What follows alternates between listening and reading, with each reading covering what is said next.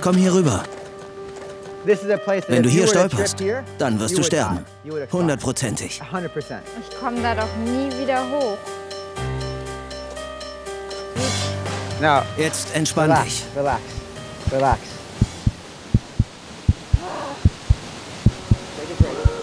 Island bringt uns an unsere Grenzen und überwältigt uns mit seiner unglaublichen Schönheit.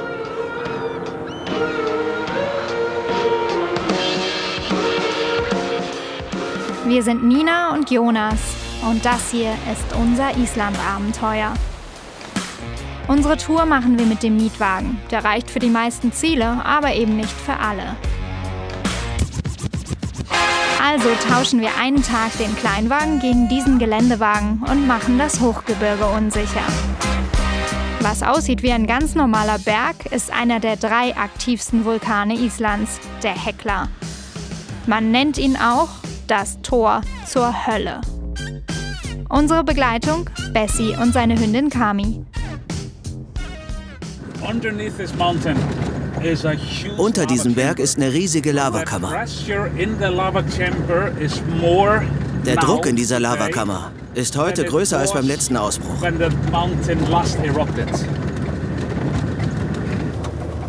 Wann war das? 2000? Im Jahr 2000, 20 Jahre her. Er ist mehr als überfällig. Im schlimmsten Fall haben wir nur 40 Minuten. Schaffst du den ganzen Weg zurück in 40 Minuten? Ja, vermutlich.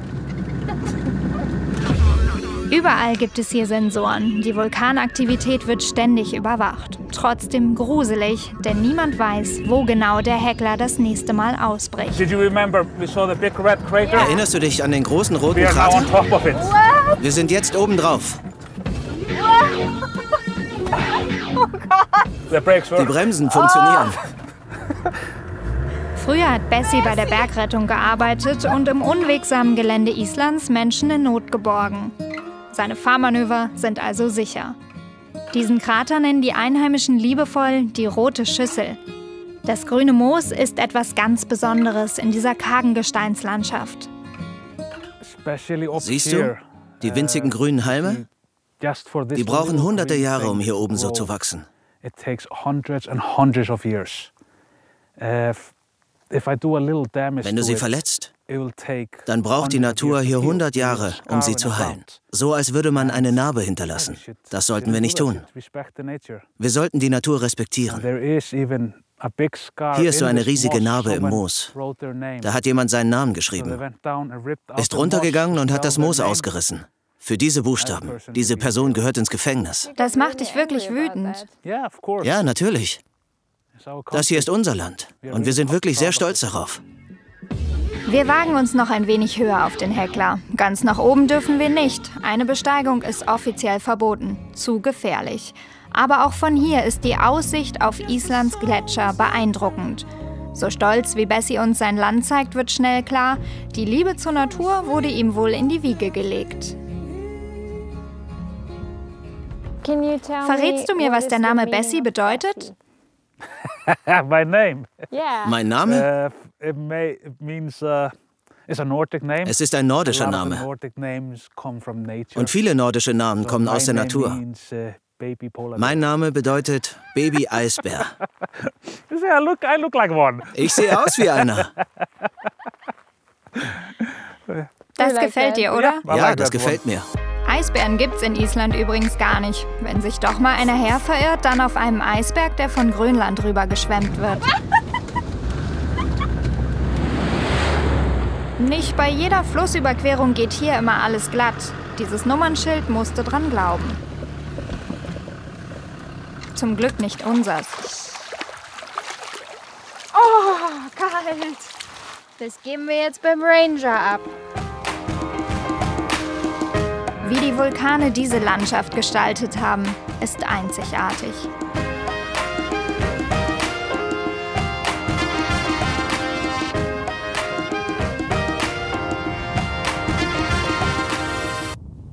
Ich finde das unglaublich. Das ist echt wie eine Fototapete hier. Es ist egal, um welchen Berg man kurvt, es kommt immer irgendwas, was ganz anders ist und man kann sich irgendwie gar nicht satt sehen. Man kann das gar nicht aufsaugen, so viel ist das. Und dabei sind wir noch nicht einmal am Ende unserer Tour. Weißt du was, Bessie? Ich liebe Wasserfälle. Really? Wirklich? Yeah, these are all for you. Guck dir das doch mal an. Das sieht aus wie, keine Ahnung, in irgendeinem Tropenparadies mitten in dieser Steinwüste.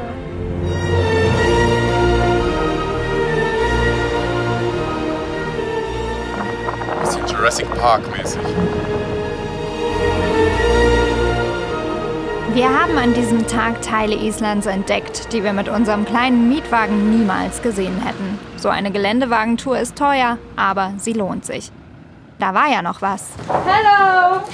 Hallo, ich habe das hier gefunden. Vielleicht holt es der Fahrer ja hier beim Rangerbüro in Landmannalaugar wieder ab. Wir machen jetzt erstmal Pause auf isländische Art, in einer der heißen Quellen. Hier wird versickertes Regenwasser durch geothermische Aktivität erhitzt und steigt an die Oberfläche. Dort vermischt es sich mit dem kühlen Wasser eines Bachs. Jonas liebt es.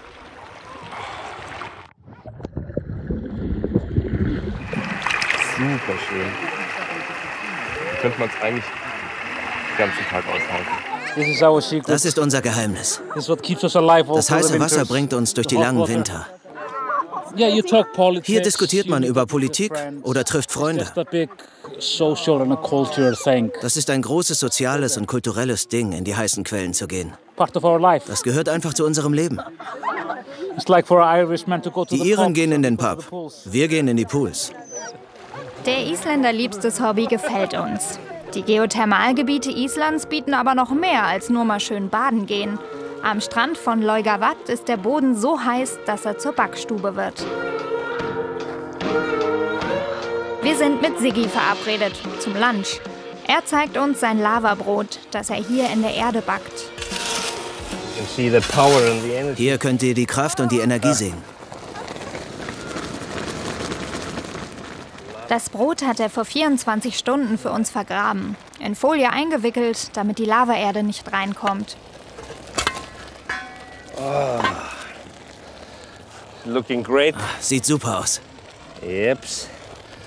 Zum Brot machen wir noch Eier. Die lasse ich jetzt hier für ungefähr 13 Minuten kochen. Genug Zeit für uns, das Lavabrot schon mal zu probieren.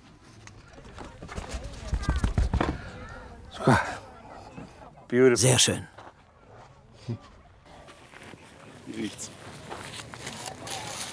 Das riecht süß, ein bisschen wie ein Kuchen. Wir machen es zu Ehren einer alten Tradition. Das hat man hier früher so gemacht und wir machen es auf genau die gleiche Art und Weise. Was ist da alles drin? Die Zutaten sind Roggen, Mehl, Zucker, Backpulver und Salz. Sehr lecker. Schmeckt. Lecker schmeckt. Wunderbar. Schmeckt wunderbar. Das schmeckt süßlich. Ja. Also man kann das jetzt nicht mit einem klassischen deutschen Brot vergleichen. Dafür schmeckt es so süß. Also es ist schon ein bisschen kuchenartig. Aber ich mag es ja süß. Zeit, die Eier aus dem Lavabad zu holen. Wir nennen sie die tanzenden Eier. Sie tanzen im Sand. Great. Cool it off a little bit. Lass sie ein bisschen abkühlen. Fantastic. Regelmäßig zeigt Siggi die alte Tradition Besuchern. Dann gibt's sein Lavabrot mit geräucherter Forelle aus dem See und unserem Lava-Ei. Bon Appetit. Das ist eine gute Mischung mit dem süßen Brot und dem salzigen Fisch. Und ich meine, hallo, wir haben Ei hier in der Erde gekocht. Wie cool ist das denn? Und das Brot. Mhm. Eine perfekte Mittagspause, findet Jonas auch. Sehr gut. Runde 2. Lecker, könnte ich mich dran gewöhnen. Und nicht nur Siggi. Viele im Dorf hier backen das Brot noch auf genau die gleiche Weise. Erkennbar an solchen Haufen mit Stein obendrauf. Wie viel Energie hier im Boden steckt, erlebt man an der Sehenswürdigkeit überhaupt. Alle 8 bis 10 Minuten spuckt der Geysir Strokkur Heißwasserfontänen hoch. Und so funktioniert das. Unterirdisch trifft Wasser auf heißes Magma. Das bringt das Wasser zum Kochen. Es entsteht heißer Dampf und jede Menge Druck. Der schießt dann durch ein Loch im Boden nach oben. Von heißen Quellen zu eisigen Gletschern. Vatnajökull, der größte Gletscher Islands. 3-mal so groß wie Luxemburg. Hier wartet auf mich ein Abenteuer, das mich an meine Grenzen bringt. Mit Hilfe von Mike von Glacier Adventure will ich Eisklettern lernen. Der Amerikaner kam vor 5 Jahren zu seiner ersten Gletschertour hierher und wollte danach nicht mehr zurück. Heute lebt er in Island. Ich war noch nie auf einem Gletscher und hatte mir den irgendwie weißer vorgestellt. Durch die vulkanische Asche wirkt er teilweise fast eher wie eine Felslandschaft. Erst im Winter strahlt er komplett weiß und blau.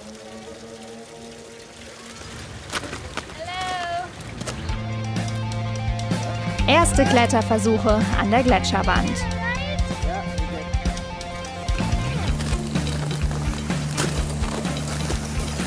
Und Jonas macht erstmal eine Pause. Oh, kalt. Oh, lecker. Das kann man bestimmt teuer verkaufen. Nach was schmeckt's? Nach kaltem, klarem Wasser. Kaltes, klares Wasser. Kaltes, klares, kaltes. Bei Mike sieht das alles ganz einfach aus. Bei mir eher so, als würde ich Crushed Eis für einen Cocktail rausklopfen. Aber irgendwann klappt es dann doch ganz gut.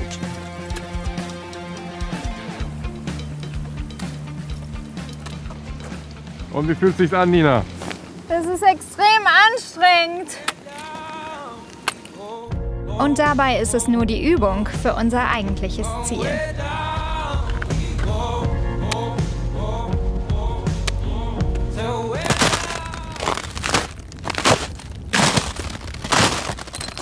Ich will mehr blaues Eis sehen und werde genau diesen Wunsch noch bereuen.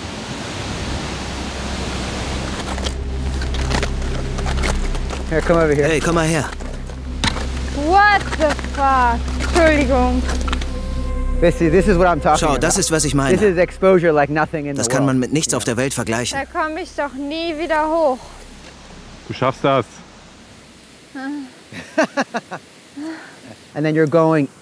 Hier gehen wir runter in unsere Höhle. Mitten rein in die Gletscherhöhle. Da werden große Eisbrocken auf dich runterfallen. Und wenn sie dich im Gesicht treffen, wirst du K.O. geschlagen. Deshalb hast du einen Helm auf. Und wenn wir dann da unten sind, schau niemals hoch. Halte immer deinen Kopf unten, ja? Und achte darauf, dass dein Helm gut sitzt. Immer deinen Kopf schützen, ja? Ja. Ich baue schon mal unsere Sicherung auf. Und nochmal, wenn du hier stolperst, dann bist du tot, 100%ig. Und ich kann dich nicht mehr retten. Also pass auf, dass du immer weit genug von der Kante weg bist, okay? Ja. Bist du bereit für die Action, Nina? Nice. Exciting, huh? Time to get real. Shit is getting real, my friends. Ich komme da doch nie wieder hoch. Alright, come to the edge. Komm zur Kante. So, come. Oh, this is just the start. Das ist erst der Anfang, oder? It gets much worse, don't worry. Ja, das ist gerade mal der Anfang.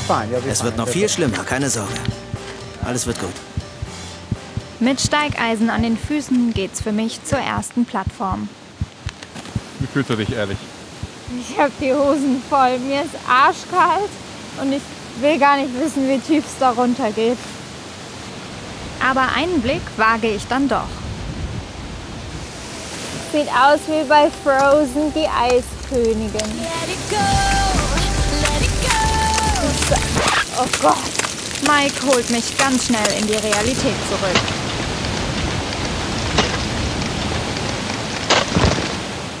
Check myself. Click, click. An diesen Haken hängt gleich mein Leben. Alright, so grab your axes. Schnapp dir deine Eispicke. So now you need to get it. You need the Okay, mental du game musst dich right jetzt now. entspannen. Take a deep breath. Hol tief Luft, fokussier dich. Entspann dich. Alright. Now, relax, relax, relax. Wie zur Hölle soll man sich hier bitte entspannen? Rund 40 Meter geht's runter. Ich bin kurz vorm Herzinfarkt. Ich will nicht. Alright, now just look down real quick, see where you're going. Jetzt guck mal runter und schau, Just wo look wir down, see hingehen. where you're going. Einfach nur mal runterschauen. Nein, ich werde da nicht runtergehen. No, you're not going down there. You're going right to the edge. Du gehst ja gar nicht runter. Nur bis zur ersten Kante da unten. Oh Gott! Ich will das nicht! Wie tief? Nur noch 1 Meter weiter. Alles gut? Du hast ja noch nicht mal angefangen. Vertrau mir, alles gut. Ich komme doch hier nie wieder hoch. 100% can. I promise. Du kannst das, 100%ig. Ich verspreche dir. Ich zieh dich hoch, kein Problem. Mach dir keine Gedanken. Don't worry. Nochmal 2 Meter. Alles ist gut. Ich verliere die Nerven. Bist du okay? Are you okay? Du musst I dich need you to entspannen. relax. Yeah, you Alles good? gut? Ich bin nicht okay. Ich breche ab. Das hier ist einfach zu krass für mich. Nice. Nice.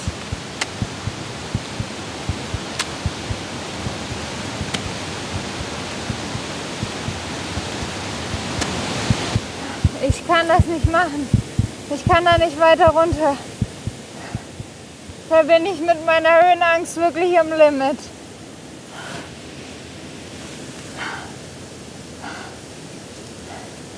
Das hat mich jetzt so viel Kraft gekostet, diese 2 Meter wieder hochzukommen. Da kann ich doch nicht weiter runtergehen. Und vielleicht gilt hier ja, dabei sein ist alles. Dieser Tag war einzigartig. Der Vatnajökull hat mich an meine Grenzen gebracht, aber auch nachdenklich gemacht. In den letzten 20 Jahren ist der größte Gletscher Europas außerhalb des Polargebiets jedes Jahr um einen halben Meter dünner geworden. Und die weltweite Klimaerwärmung wird das immer weiter vorantreiben. Ich bin erschöpft, aber dankbar für dieses Abenteuer. Jökulsárlón, die größte Gletscherlagune Islands. 1000 Jahre alte Eisberge, vom Gletscher abgebrochen, auf ihrem Weg ins Meer. Nach so viel Eis müssen wir uns erstmal aufwärmen. Also ab in eine der vielen heißen Quellen in Island, die man mit etwas Glück ganz für sich alleine hat.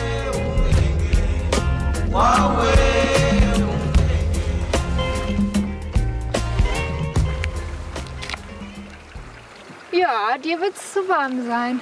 Meinst du? Ja. Ja, das wird dir zu warm sein. Oh. Boah, ist das heiß. Oh, das ist an der Schmerzgrenze, oder? Ich habe das Gefühl, ich schwitze unter Wasser. Oh. Oh. Ja, die 44 Grad waren heftig, aber es gibt auch die Badewannentemperatur-Variante mit Option zur Abkühlung im Gletscherfluss. Das ist wirklich Deluxe. Genau wie die Aussicht in einem der ältesten Schwimmbäder Islands. Allerdings ist das auch moosig glitschig. Im warmen Wasser fühlen sich Algen eben genauso wohl wie wir. So was? Ja, danke. Liegt auf der Stirn. Wasser ist das Element unserer Reise. Im Land der Wasserfälle würde ich am liebsten an jedem einzelnen anhalten, aber dafür bräuchten wir sehr, sehr viel Zeit.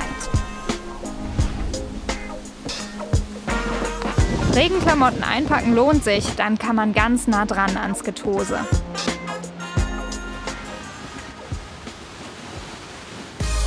Wir wollen mehr von Islands eindrücklicher Landschaft sehen. Und wie könnte man das besser als auf einer Island-Pferdetour? Ich saß das letzte Mal mit 8 Jahren auf einem Fest der Freiwilligen Feuerwehr auf einem Pony und bin absolute Reitanfängerin. Das soll sich heute ändern, mit Hilfe von Evelyn. Die Deutsche lebt seit 25 Jahren hier in Varmahlíð. Warum kann ich jetzt eigentlich mich einfach auf so ein Islandpferd setzen? Wir haben natürlich jetzt die Pferde ausgewählt, auch für Anfänger, wo wir wissen, dass die brav sind, dass die nicht überreagieren, wenn jemand was falsch macht. Das Islandpferd an sich ist halt so eigentlich ein ausgeglichenes Pferd. Schon auch relativ temperamentvoll, aber ehrlich. Das Bein rüber, schön sanft in den Sattel. Wie fühlt sich's an, Nina? Ein Mädchentraum wird wahr. Jonas versucht noch Kontakt aufzubauen. So, Kopf auf Kopf. Und wo ist das Gas? Das liegt im Unterschenkel. Okay. Im Unterschenkel gehst du an den Bauch ran. Ah ja, Ja? ich spüre. Also du berührst Okay. den Bauch. Oh, schon geht's los. Genau. Empfindlich das Gas. Ich bin überrascht, dass unsere ersten Reitversuche eigentlich ganz gut laufen. Und wir reiten sogar in der für die Islandpferde so typischen Gangart, dem Tölt. Dieser Gang ist an das unwegsame Gelände Islands angepasst. An Moore und Schneefelder. Immer nur ein Huf berührt dabei den Boden und das auch nur ganz kurz, damit das Tier nicht einsinkt. Vor 25 Jahren kam Evelyn als Studentin eigentlich nur für ein Praktikum in Reykjavik nach Island. Ich habe dann gesagt, okay, wenn ich jetzt nach Island fliege, dann erfülle ich mir meinen Kindheitstraum von einmal übers isländische Hochland reiten. Und auf dieser Tour habe ich meinen Mann kennengelernt, der dort der Chefguide war.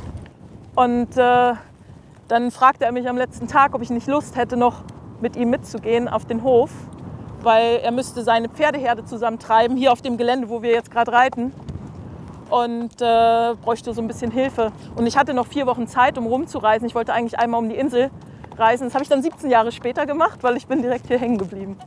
Und meine Mama hat immer gesagt, für dich muss man noch den Mann backen. Aber ich glaube, den musste man nicht mehr backen, den musste ich bloß finden. Und zum isländischen Traummann gehörten eben passenderweise auch 110 Pferde. Übrigens ist es für die Isländer eine echte Beleidigung, wenn man ihre Pferde als Island-Ponys bezeichnet. Fast so, als würde man einen Kampfhund Schoßhündchen nennen.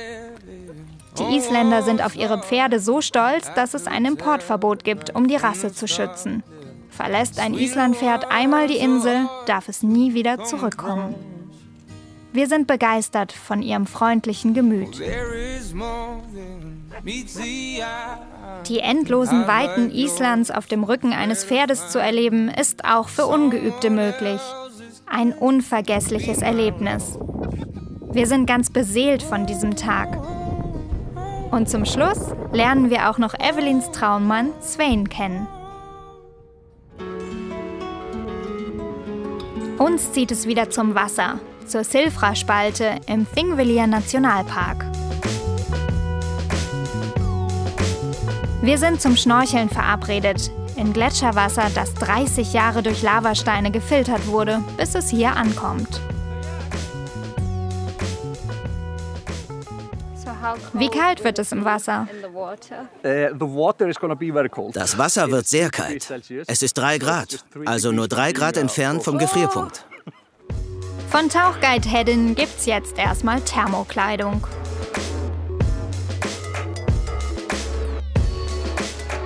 Du siehst aus, als würdest du jetzt zum Mond fliegen. Ja, es ist ja auch so was Ähnliches wie eine Mondmission. Wart mal, bis du in diesem Anzug steckst. Der wasserdichte Hightech-Trockenanzug soll uns im eiskalten Wasser warm und trocken halten. Ich fühle mich ein bisschen im Kindergarten, wenn wir die Schuhe angezogen bekommen. Den Kopf müssen wir jetzt noch durch die hautenge Öffnung pressen. Die Profis nennen das hier Wiedergeburt. Und genauso fühlt es sich auch an. Autsch. Mir fast die Nase gebrochen. Das hier ist wirklich einzigartig. Das ist das frischste und klarste Wasser, das man auf unserem Planeten finden kann. Und eine andere außergewöhnliche Sache ist die geografische Lage. Wir sind an einem Ort, wo die 2 Kontinentalplatten auseinanderdriften. Die Klippe da hinten ist die Kante der amerikanischen Platte und die eurasische ist dort. Ich bin bereit. Alles klar, erstmal das Wichtigste, ein Schluck Wasser.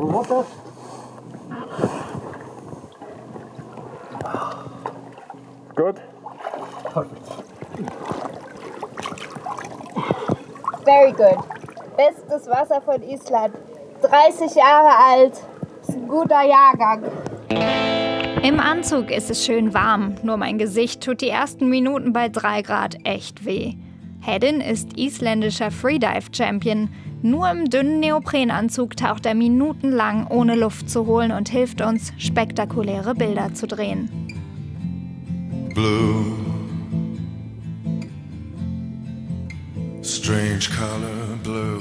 Wir schnorcheln zwischen Europa und Amerika. Jedes Jahr driften die Platten 2 Zentimeter weiter auseinander.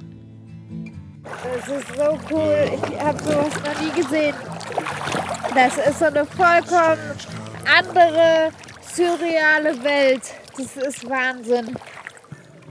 Weißt du, woran mich das erinnert? An so einen richtig schönen Bildschirmschoner. Den schönsten Bildschirmschoner überhaupt.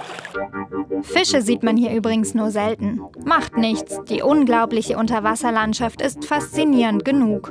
Und das geht nicht nur uns so.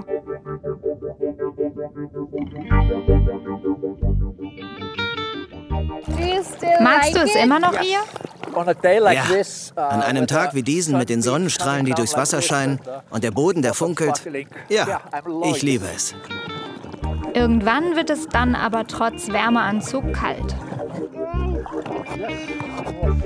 This was great. Thank you. You're welcome. Thank you so much. Great. Ich glaube, wir waren so 20 Minuten vielleicht im Wasser. Aber ich könnte mich jetzt auch irgendwie schön schlafen legen und vorher ein Stück Kuchen essen. Aber das war so cool. Statt Kuchen steht jetzt aber eine echte isländische Spezialität auf dem Speiseplan, die unsere Geschmacksnerven auf die Probe stellt.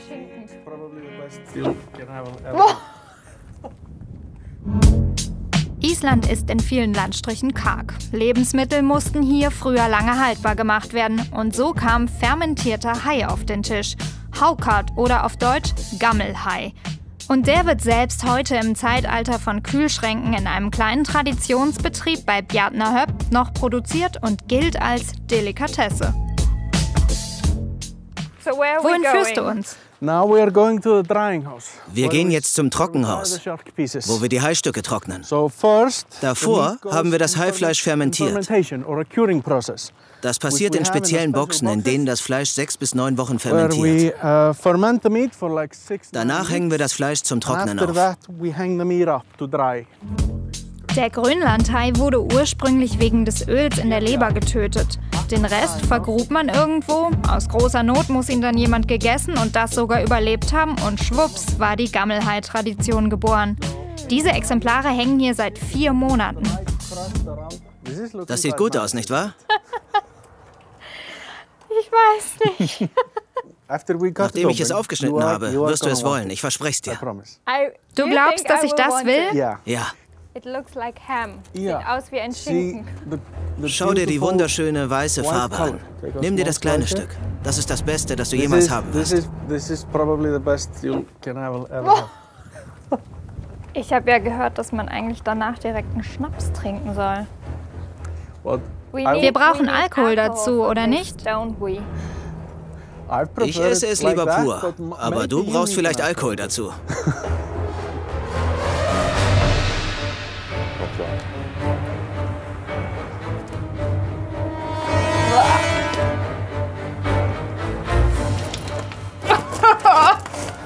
Ja, schmeckt speziell. Ist mal so. Ja.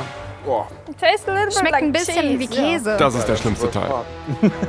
Aber so ein Käse, von dem man nicht nochmal essen möchte. Oh, schmeckt so ein bisschen nach faulen Eiern. Es ist eklig. Oh. Ich verspreche dir, dass es beim zweiten und dritten Stück viel besser wird. Jawohl, zweites, drittes Stück. Good job. Gut gemacht. Ah, comes out of the nose. Es kommt am Schluss aus der Nase raus. Ammoniak. Jetzt können wir einen Schnaps trinken. Yes. Für die Isländer ist der fermentierte Hai eine echte Delikatesse. So ein Stück kostet gut mal über 100 €. William versichert uns, dass der Grönlandhai nicht mehr aktiv gejagt wird. Nur was zufällig in die großen Fischereinetze geht, bietet er hier an. Zum Gammelhai gibt's den hochprozentigen Brenjewin, auch schwarzer Tod genannt. Mach doch nicht den Hai in den Schnaps! Wir nehmen ein Stück vom Hai und packen es in das Schnapsglas. Genauso. Das war nicht unser Deal. Unser Deal war Schnaps. Ich kann den Deal ändern. Nach was riecht's denn? Nach Tümpel. Es riecht nach Meerestümpel. Wie würdest du den Geruch beschreiben? Vom Schnaps? Von dieser Kombination. Es verändert sich mehr in Richtung Lakritz. Wenn man den Hai in den Schnaps tut, schmeckt es wie Lakritze. Lakritz mag ich eigentlich. Kann es aber beim besten Willen nicht rausschmecken. Kann ich hiervon noch ein bisschen haben? Sicher. Du bevorzugst also den Schnaps.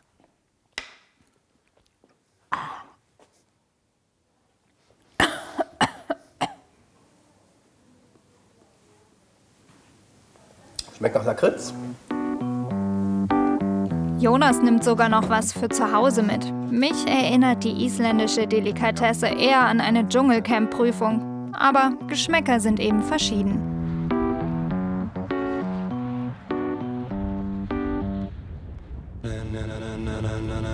Wir fahren zu einem der Top-Rafting-Flüsse Europas. Der östliche Gletscherfluss Jökulsá, auch genannt das Biest des Ostens. Unser Guide Anoop gibt uns eine gründliche Einweisung, denn es gilt die Wildwasserstufe 4+. Und die ist für Anfänger wie uns nicht ungefährlich. Los geht's. Am Anfang bin ich noch leicht überfordert. Und wie ist es, Nina? Ja, ich weiß nicht, was ich tun soll.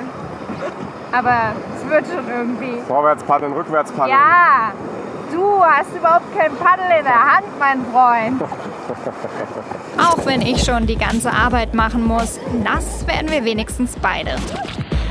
Und dann muss ich gleich mal für den Ernstfall proben. Los, raus aus dem Boot! Swim back to the boat. Und wieder zurück!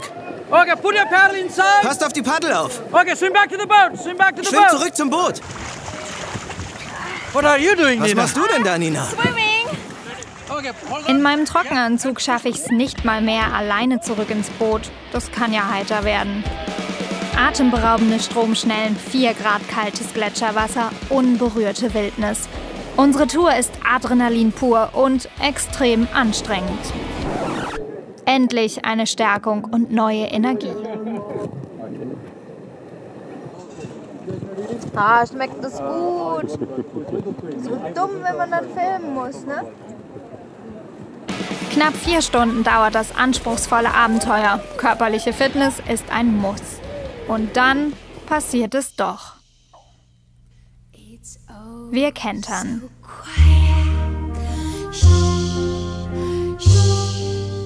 It's oh so still. Nach dieser Aktion bin ich wieder fit. Unser Guide Anoop ist in Nepal aufgewachsen und hat seine Leidenschaft fürs Rafting schon früh entdeckt. Ich habe Leute gesehen, die geraftet sind. Es waren Touristen. Genauer gesagt Isländer. Das war der Moment. Ich war 12 Jahre alt und ich wusste, ich will mal Rafting-Guide werden. Und ich will nach Island. Was wollten denn deine Eltern? Mein Vater ist ein Polizist und wollte natürlich, dass ich auch Polizist werde. Aber jetzt sind sie glücklich, weil ich glücklich bin. Aber du kannst schreien wie ein Polizist. Ich habe doch nicht geschrien. Ich habe nur laut gesprochen. Weißt du was? Sie sagt immer, dass ich schreie. Oh, Entschuldigung.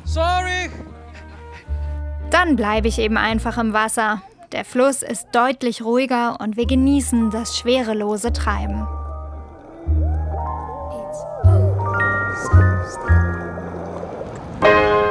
Was haben wir für ein wahnsinniges Wetter? Fast schon Strandwetter. Hier erleben wir nochmal eine ganz andere Seite Islands.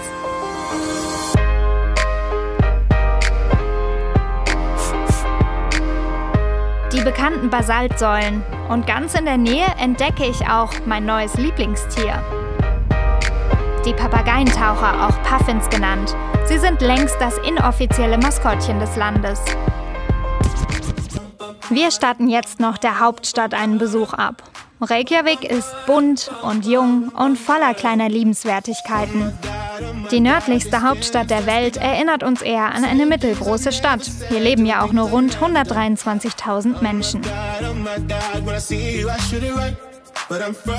Das hier ist das Wahrzeichen, die Hallgrímskirkja. Vom 74 Meter hohen Kirchturm gibt es einen Panoramablick über die Stadt. Die Architektur erinnert ein wenig an Basaltsäulen und Gletscher. Den besten Hotdog der Welt, laut der Zeitung Guardian, soll es an dieser Bude in der Nähe vom Hafen geben. Wir wollen wissen, was ihn so besonders macht. Es besteht hauptsächlich aus Lamm, gemischt mit Schweine- und Rindfleisch. Es ist also diese besondere Kombination.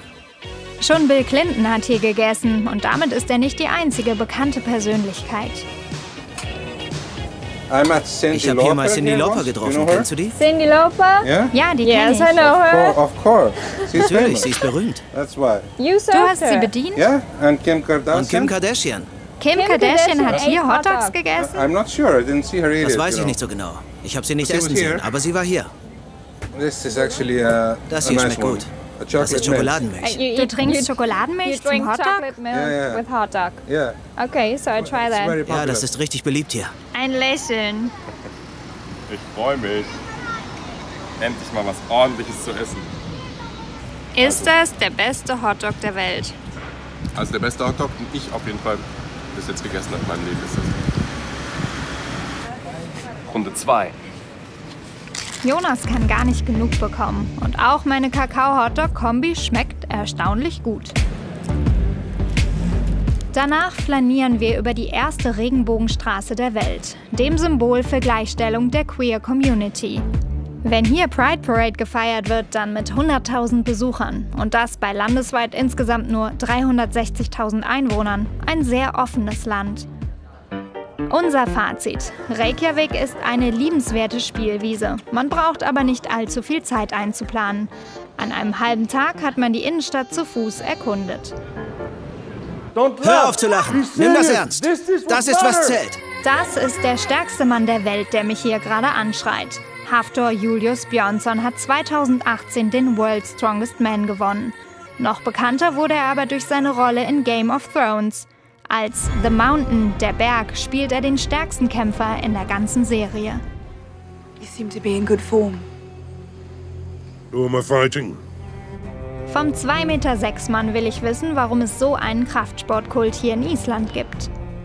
Warum sind wir so stark? Ich weiß es nicht genau.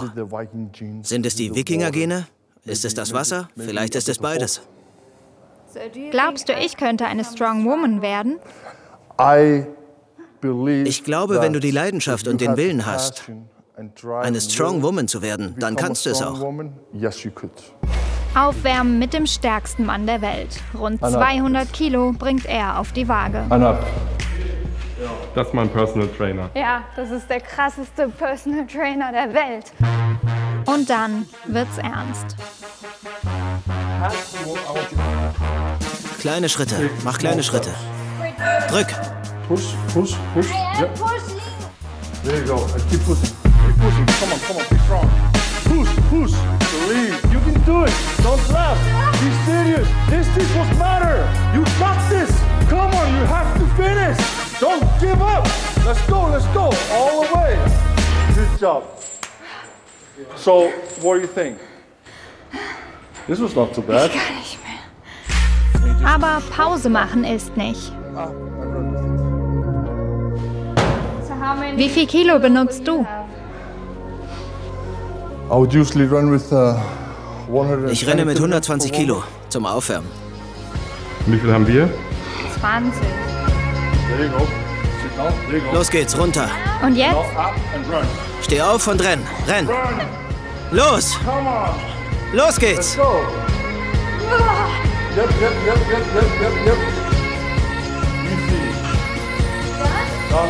Geschafft. Das war zu leicht für dich. Sie ist stärker, als ich dachte. Aber eben doch nicht so stark, dass ich diese 20 Kilo mal eben über die Brüstung werfe. Wenn ich es mit einer Hand hochwerfe, kriege ich dann die Kamera? Tut mir leid, die gehört mir nicht.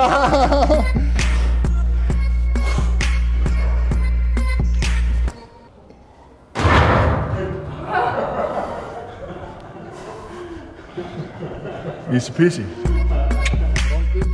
Und auch der 80-Kilo-Steinball ist für ihn ein Klacks. Hafthor hält beim Kreuzheben mit 501 Kilo den Weltrekord. Für mich gibt's jetzt 30. You can do it. You can do it. Yes! You did it. Du hast es geschafft. Jetzt ist aber endlich mal Jonas dran. Do you train? Trainierst du? Nee, überhaupt nicht. Du trainierst überhaupt nicht? Nee. Du hast nie trainiert? Nee. Dein Training ist, die Kamera zu halten? Ja. Die wiegt rund 2 Kilo. Jetzt stehen 80 an. Los, es war ein Stückchen vom Boden. Los. Drück sie fest zusammen und steh mit der Kugel auf. Aber ich hab's immerhin so viel geschafft. Du hast ja ein Stückchen hochbekommen. Ich hab's versucht. Du hast es versucht. Ja, Jonas. Wer glaubst du ist stärker? Na, wenn das mal kein Ansporn ist. Wer Bock hat, hier mal Gewichte zu heben, für $30 gibt's einen Tagespass für sein Gym in Reykjavik und mit etwas Glück trifft man dann auch Hafthor. Eins will ich jetzt aber noch von ihm wissen. Gibt es irgendwas, wovor der stärkste Mann der Welt Angst hat? Die allergrößte Angst meines Lebens ist, dass ich jemanden verliere, den ich liebe. Weißt du, ich bin ein großer Familienmensch. Und das ist wahrscheinlich das, wovor es mir am meisten graut. Dass jemand von meinen engsten Familienmitgliedern krank wird oder so etwas. Das ist ein schrecklicher Gedanke. Denn ich bin echt ein Familienmensch und möchte nur das Beste für meine Familie. Starker Typ, der stärkste Mann der Welt. Nach dem Workout brauchen wir erstmal eine Pause und lassen unsere Reise in der Blauen Lagune ausklingen, die bekannteste heiße Quelle des Landes. Sie entstand durch dieses Kraftwerk, das heißes Wasser zur Stromerzeugung aus dem Boden pumpt und es zum Betrieb eines Fernwärmenetzes nutzt. Wir werden also quasi in Abwasser baden. Klingt eklig, soll aber Superkräfte haben.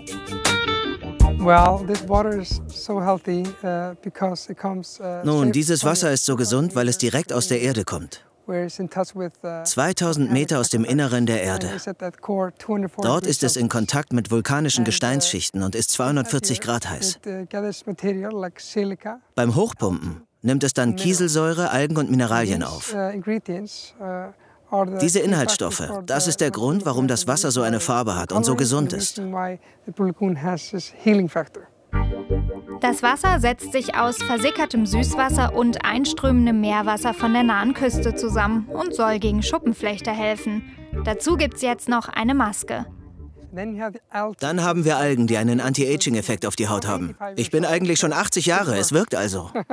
Dann müssen wir das unbedingt testen. Wir dürfen hier noch vor der Öffnungszeit drehen. Keiner soll sich durch uns gestört fühlen. So, dann möge die Verjüngungskur beginnen. Mit einem Lava-Peeling.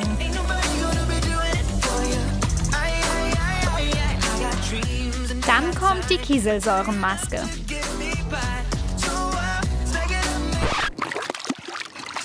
Scheiße. Und zum Schluss die Algenmaske. Ja, das fühlt sich gut an. Das macht am meisten Spaß. Das Wasser der Blauen Lagune erneuert sich alle 40 Stunden, also dürfen wir die Maske einfach im Becken abwaschen. Tata! Was sagst du?